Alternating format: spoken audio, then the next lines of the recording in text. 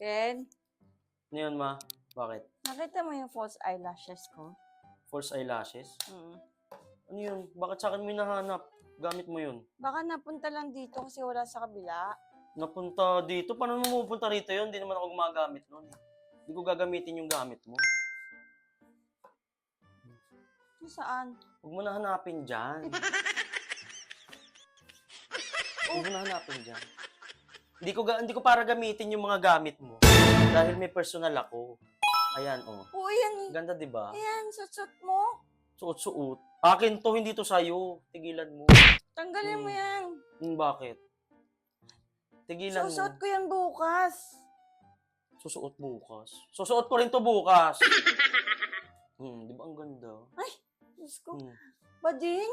Hmm. Kailan ka pa ganyan? Ano naman masama kung bading? Walang masama. kung bading. Walang nga masama. Sana inamin mo na. No. Eyelashes ko pa yan. Kung Aray. bumili ka ng bago, Personal ko to, kabibili ko lang. akin yan.